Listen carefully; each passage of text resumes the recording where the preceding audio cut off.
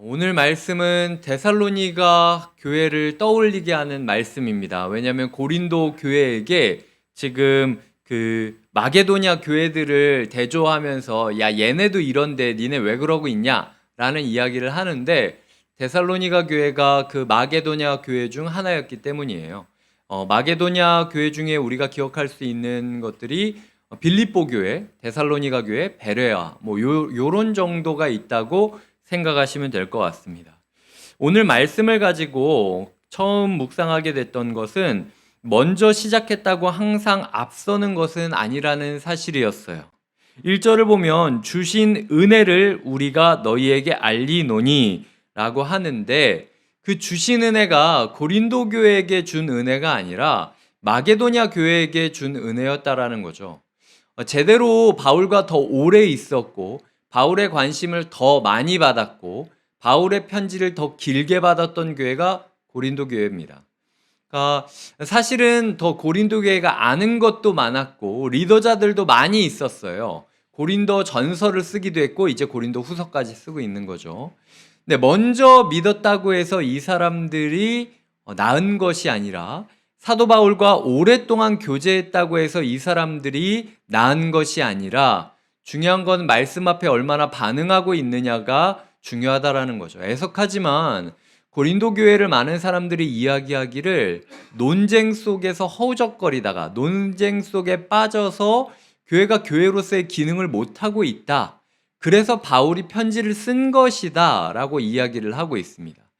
편지를 써도 끝까지 교회 안에서 싸우기만 하고 네가 맞냐 내가 맞냐 이야기만 하다가 시간을 낭비하고 있는 사람들에게 야, 얼마 믿지 않은 저 교회는 저렇게 너희를 걱정하기도 하고 너희에게 모범이 될 정도로 하는데 너희가 먼저 믿고 그리고 말씀에 대해 더 깊이 아는 사람들로서 너희도 자존심을 좀 상해야 되지 않겠냐 라고 하는 구절이 바울이 지금 오늘 쓰고 있는 구절이에요. 그래서 좋은 얘기는 다 이웃교회 얘기를 하는 겁니다. 소위 말해서 곁에 있는 교회가 큰 꿈을 가지고 시작을 했지만 지금 너의 삶 가운데 돌아보았을 때 정말로 성숙해져 가고 있느냐, 잘하고 있느냐, 나온 그대로 6개월 전 그 모습 그대로 있지 않냐라고 하나님께서 물어보고 계시다라는 거죠.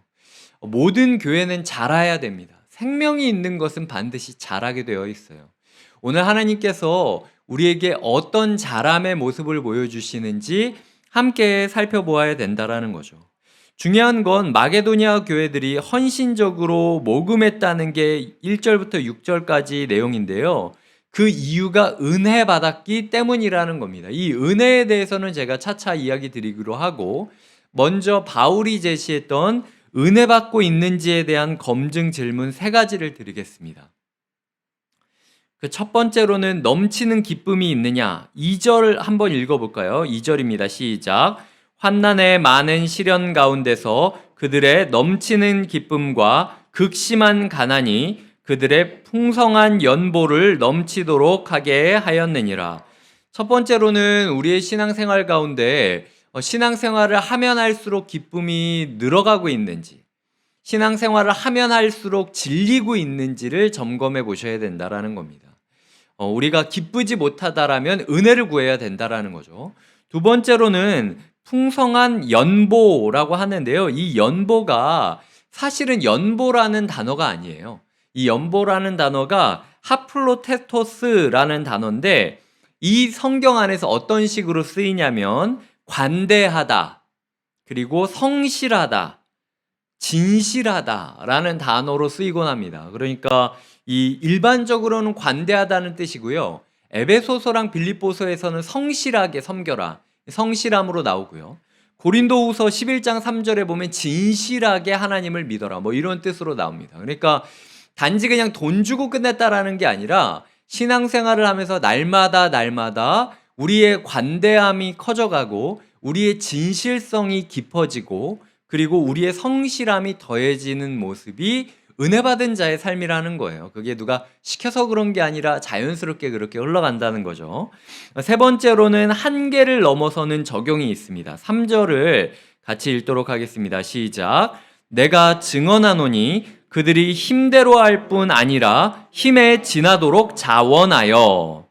자, 힘대로 할 뿐만 아니라 힘에 지나도록 자원하고 선택함으로 은혜에 참여했다라고 하는 겁니다. 은혜에 참여하고 섬김에 참여했다. 이게 4절에서 이야기하는 거죠. 은혜와 성도 섬기는 일에 참여함에 대해서 말하고 있다. 그러니까 한계가 자꾸 넘어가는 겁니다. 그러니까 이제 은혜가 있는 사람은 이전까지 내가 가지고 있던 사랑으로는 절대로 사랑할 수 없었던 사람을 사랑하게 되는 신앙생활의 한계치가 자꾸 늘어나고 있다라는 느낌. 그러니까 나이테가 점점 늘어나고 있는 거죠. 옛날에는 내가 여기밖에 안 됐는데 내 그 나무 줄기, 나무 기둥이 점점 늘어가고 있구나. 한계치가 느는 모습이 바로 하나님께서 우리에게 주는 성숙함 그리고 은혜 받은 자의 증명이라는 거죠. 그렇다면 이 세 가지를 기준으로 봤을 때 우리는 오늘 은혜를 마주하여 살아가고 계시는 분입니까? 예수님께서 사마리아 여인에게 나를 믿는 자는 그 배에서 생수의 강이 솟아날 것이다. 솟구칠 것이다 라고 이야기를 했어요. 마치 시편 1편에서 시냇가에 뿌리를 댄 나무처럼 그 나무가 그냥 빨대를 딱 꽂고 빨아먹으려고 할 때마다 물이 쫙쫙쫙쫙 넘쳐 흐르듯이 그저 우리가 가만히 있어도 은혜의 발을 담근 자로서 이 점점 생명수가 우리를 타고 올라가는 모습이 보인다라는 거죠. 그래서 우리가 원하건 원치 않던 생명수가 계속 공급되기 때문에 점점 기둥이 커지고 그 나이테가 늘어나고 신앙생활을 하면서 사건이 일어나면 일어날수록 내가 좀 더 튼튼해지고 더 센 비와 더 추운 겨울이 온다 할지라도 버티고 서 있을 능력을 갖게 되는 게 은혜 받은 자의 열매다라는 것을 이야기를 드리고 싶은 거예요. 중요한 거는 자원했다라고 이야기를 하는데 자원이라는 단어는 스스로 선택했다라는 겁니다. 우리의 삶 가운데 스스로 선택할 수 없는 것들을 선택하며 살아가는 게 오늘 우리가 꿈꿔야 되는 삶이라는 거죠. 두 번째로 오늘 말씀은 첫 번째와 비슷한 이야기를 하는데요. 가지로서의 삶을 살아가야 된다라고 이야기를 하고 있습니다. 오늘 설교의 제목이기도 하죠. 5절을 한번 같이 읽어주셨으면 좋겠습니다. 시작. 우리가 바라던 것뿐 아니라 그들이 먼저 자신을 주께 드리고 또 하나님의 뜻을 따라 우리에게 주었도다. 지난주에는 제가 그 싹이 트는 모습, 자기를 찢고 허우적거리면서 이제 땅을 이렇게 쭉 올라가는 모습을 제가 신앙생활에서 그려드렸다면 이제는 나무가 점점 이렇게 튼튼해지고 자라듯 어떻게 하면 우리가 튼튼한 나무가 될 수 있을까를 다루고 있는 거죠. 근데 그 비결은 우리가 뭘 하려고 생각하지 말라는 겁니다. 한 손으로는 주님께 드리고 한 손으로는 공동체, 우리에게 드리는 것이 필요하다라는 거죠. 그냥 받은 대로 주라는 겁니다. 그 얘기를 하고 있다라는 거죠. 우리가 먼저 자신을 주님께 드리고 주님께 의탁하면 이제부터 우리의 것은 우리의 것이 아닌 거죠. 우리가 주님께 우리의 모든 것을 드렸으니 주님께서 그냥 주신 겁니다. 모든 게. 주님께서 준 것을 그대로 넘겨주는 법을 배우는 것이 하나님께서 오늘 우리가 자라기 위한 중요한 원칙이다라고 말하고 있다라는 거죠. 그러니까 하나님께서 우리에게 말씀하시는 거죠. 네가 너를 위하여 영양분을 쓰겠다고, 예를 들어 나무가 있다면 나무가 영양분을 바깥으로 가지를 통해서 열매 맺는 것까지 이어줘야 되는데 힘들다라고 딱 멈춰 있으면 어떻게 됩니까? 나만 몸집을 불리고 나만 행복하겠다라고 하면요, 사실은 열매 맺는 나무가 될 수 없습니다. 그냥 그렇게 고여 있다가 멈춰 있게 되는 모습이 있는 거죠. 오히려 흘러가야 될 은혜가 흘러가지 못하기 때문에, 흘러가야 될 수액이 올라가지 못하기 때문에 더 나무의 성장을 방해하는 걸림돌 역할을 할 수도 있다라는 거예요. 예수님께서는요, 나에게 삶을 던지셨습니다. 그러니까 여기서부터 우리가 시작을 해야 돼요. 중요한 거는 내가 이 행동을 했을 때 나에게 유리한가 유리하지 않은가를 따지면 안 된다라는 거예요. 신앙생활하면서 내가 이걸 하면 하나님이 나를 예뻐해서 이렇게 해주시겠지라고 계산하는 순간 망한다는 거예요. 나에게 준 모든 게 그냥 주님께서 주신 것이니까 그냥 나는 있는 힘을 다하여 위로 올리는 데에만 주력하자라고 이야기를 하는 거죠. 오늘 본문에서 굉장히 강조되는 단어가 있는데 은혜라는 단어입니다. 이 고린도후서 8장과 9절은 이 연보에 대해서 예루살렘 교회를 위해 헌금을 냈던 것을 강조하면서 너희도 헌금 좀 내라, 너희도 헌신 좀 해라, 뭐 이런 이야기를 바울이 하고 있는 거예요. 근데 10번 정도 제가 셌을 때는 8장부터 9장까지 카리스, 은혜라는 단어가 10번이나 사용되고 있습니다. 그러니까 우리의 헌신은 은혜로부터 시작해서 은혜가 흘러가는 과정 가운데 자연스럽게 나왔다라는 거죠. 한번 볼까요? 1절에 보시면 은혜라는 단어가 나옵니다. 하나님께서 주신 은혜, 이 하나님께서 주신 은혜는 그냥 진짜 우리가 생각하는 은혜인 거죠. 예수 그리스도로 말미암아 말씀을 통하여 주시는 은혜를 뜻하는 겁니다. 자, 근데 4절에 보시면 이 은혜와 성도 섬기는 일에 참여함에 대하여, 이 4절의 은혜는 무슨 말입니까? 3절에 보면 헌금을 힘대로 할 뿐 아니라 힘에 지나도록 자원하여 남을 돌봤다라는 거예요. 그러니까 하나님이 주신 은혜 이 얘기를 하는 게 아니라 하나님이 주신 은혜의 유통자로서 자기가 그냥 자기가 있는 거를 줄 뿐만 아니라 힘에 지나도록 선을 넘도록 사랑을 베풀었다라는 거예요. 은혜라는 단어가 무슨 단어죠? 그냥 사랑이 아니라 지나칠 정도의 사랑인 겁니다. 받을 자격 없는 사람을 사랑해 주는 거고, 이 정도까지 하지 않아도 되는데 한 사랑이 은혜라는 단어예요. 하나님께서 그 사랑으로 우리에게 주셨고, 마게도니아 교회는 그렇기 때문에 자기들도 힘에 지나도록 은혜를 베풀어 줬다라는 게 4절이죠. 그리고 그러므로 6절에 보면 우리가 디도를 권하여 그가 이미 너희 가운데서 시작하였은즉 이 은혜를 그대로 성취하게 하라 하였노라. 너희도 열심히 해라 이 얘기가 아니라 너희도 은혜 받은 거 까먹지 말고, 은혜 받은 거 너희 위해서만 쓰지 말고, 은혜 받은 거 네 거라고 생각하지 말고 전해줘야 될 사람한테 전해줘라 라고 하나님께서 이야기를 하고 있는 거죠. 이 이야기를 들으며 은혜의 통로로서 우리가 존재해야 된다는 사실에 제가 나무를 다시 한번 떠올리게 됐습니다. 나무가요, 뿌리로부터 이렇게 수액이 왔을 때 올리는 건 되게 어렵습니다. 중력을 거스르는 일이에요. 힘을 쓰지 않으면 위로 못 올립니다. 근데 우리는 그저 수액, 은혜를 받은 자기 때문에 때로는 힘에 지나도록 중력을 거슬러서라도 그 은혜를 위로 올려줘야 된다라는 거예요. 은혜를 전하는 일에는요, 한 번도 힘들지 않은 적이 없습니다. 그게 나무가 전하는 자연 법칙이라는 거예요. 사랑을 전하는 일에는요, 힘들지 않은 일이 없습니다. 번거롭지 않은 일이 없습니다. 하나님 1부터 10까지 다 어렵고 부담되고 중력을 거스르는 것처럼 이질감을 느끼게 만드는 게 사랑을 베푸는 사실이라는 거죠. 근데 우리 또한 뿌리로부터 사랑을 받은 이기 때문에 우리도 누군가를 향하여 사랑을 올려줄 필요가 있다라는 겁니다.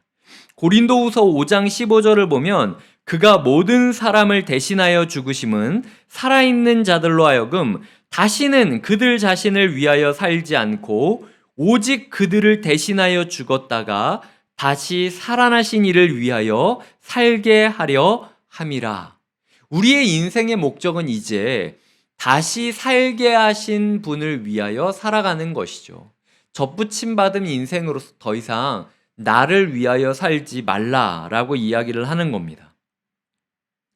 문태준이라는 시인의 시 중에 이런 글귀가 있어요. 24일이라는 시인데, 이 지구에서 가장 높이 자란 저 먼 나라 삼나무는 뿌리에서 잎까지 물이 올라오는데 꼬박 24일이 걸린다 한다. 나는 그 24일이라는 말에 그 삼나무가 그립고 하루가 아프다.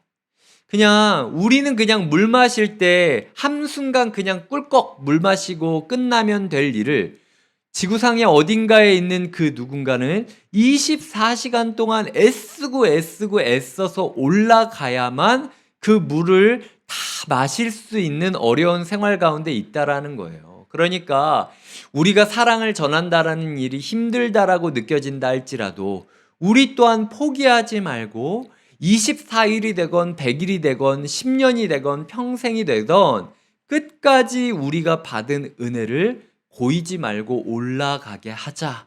이게 오늘 주님께서 말씀으로 주고 계시는 거죠. 하나님의 나라가 세워지려면 누군가는 반드시 은혜를 올려야 된다.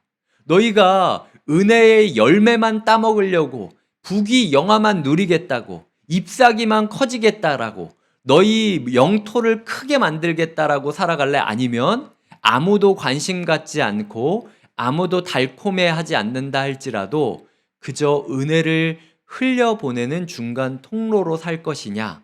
라고 주님께서 오늘 우리에게 물어보고 계시다라는 거죠. 때로는 교회 다닌 것 때문에 가족 가운데 우리가 더 손해봐야 됩니다. 때로는 교회 다니고 은혜 받은 것 때문에 원치 않는 상처를 받아야 될 때가 있겠죠. 그리고 버거울 수 있습니다. 하지만 주님께서는 그 사랑을 끝까지 포기하지 말라고 이야기하시는 거죠. 세 번째로는 이것은 꼭 확신 가운데 일어나지 않는 일이어도 괜찮아요. 어렵고 고민되더라도 가지로서의 사명을 포기하지 마셔야 됩니다. 6절에 보시면은 그러므로 우리가 디도를 권하여 그가 이미 너희 가운데서 시작하였은즉 이 은혜를 그대로 성취하게 하라 하였노라. 바울이 부탁을 하고 있죠. 너희 가운데 부족함이 있고 신학적인 논쟁들이 많이 있지만 일단 좀 논쟁을 내려놓고 교회 안에서 네가 맞냐 내가 맞냐 싸우는 것 좀 내려놓고 그냥 먼저 은혜가 자연스럽게 흘러갈 수 있도록 해봐라. 그러면 그 은혜가 너희를 바꿔갈 것이다 라고 이야기를 하고 있습니다. 요한복음 21장 17절에 보면요, 세 번째 이르시되 요한의 아들 시몬아 내가 나를 사랑하느냐 하시니 주께서 세 번째 내가 나를 사랑하느냐 하심으로 베드로가 근심하여 이르되 라고 이야기를 하고 있습니다. 베드로의 마음 가운데 내적인 확신이 없는 거예요.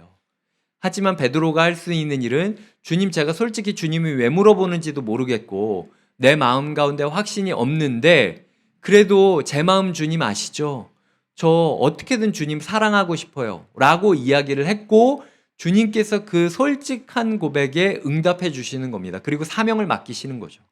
우리가 사랑을 올리기 위해서 버겁고 힘들고 고민되고 꼭 이렇게까지 해야 되냐? 이렇게 구질구질하게 라는 마음이 들 수 있지만 흔들려도 괜찮다는 거예요. 그냥 하나님 저 잘 모르겠는데 하나님이 오늘 말씀을 통하여 자꾸 내 믿음의 나이테를 넓히라고 자꾸 내가 받은 은혜를 위로 올리라고 그게 올려져야 우리 가족의 열매 맺을 수 있고 우리 교회가 열매 맺을 수 있다고 하니까 중력을 거슬러서 내가 한번 은혜를 밀어보겠습니다 라고 결심을 하신다면 주님께서 우리 마음 가운데 100% 확신이 없어도 내가 너를 사용하겠다 라고 약속을 하고 있는 거죠.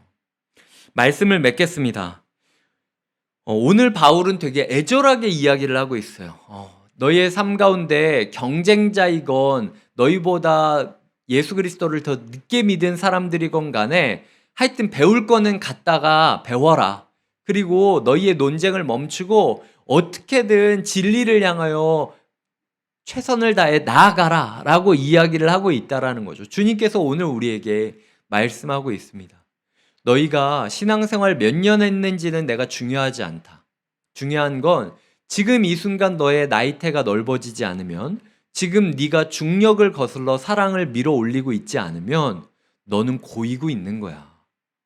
그러면 너뿐만 아니라 네가 속한 교회, 네가 속한 다락방, 네가 속한 가정에 내 열매 맺어야 될 것이 열매 맺지 못하는 문제가 일어날 수 있다. 그러니까 너만을 위해서 은혜 구하지 말고 흘리기 위해서 은혜 달라고 고백하고 기도해라 라고 이야기를 하고 있습니다. 주님께서는 은혜 구하는 모든 이에게 은혜를 베풀어 주시는 주님입니다. 우리가 주님께 은혜를 구할 뿐만 아니라 주님 제가 사랑 전하기 위하여 사랑 주시옵소서라고 간절히 구하는 하루 되시길 주님의 이름으로 축복드립니다. 기도하시겠습니다. 하나님 아버지, 우리가 잘한다라는 것을 생각할 때 우리 마음 가운데 내가 조금 더 좋고 내가 조금 더 쾌적하고 내가 조금 더 행복한 모습을 잘함이라고 표현할 때가 많습니다. 하지만 주님께서 말씀하시는 잘함은 내가 조금 더 희생하고 내가 조금 더 관대해지고 내가 조금 더 사람들에게 진실해지는 것, 힘에 지나도록 사랑을 선택하고 중력을 거스르도록 사랑을 전하는 모습이 주님께서 우리에게 바라는 잘함의 모습임을 깨닫게 됩니다. 받은 은혜 제가 다 잃어버려도 좋으니 온전히 한 방울까지도 성도님들에게 전하게 하시고, 하나님 우리가 받은 은혜가 다 없어진다 할지라도 전해 주어야 될 이에게 반드시 그 은혜를 전해주는 이 한 주가 되게 하여 주시옵소서. 날마다 모든 것을 비운 우리에게 다시 한번 끝까지 은혜를 새롭게 부어주시는 새 일을 행하시는 주 예수님의 이름으로 기도드립니다. 아멘.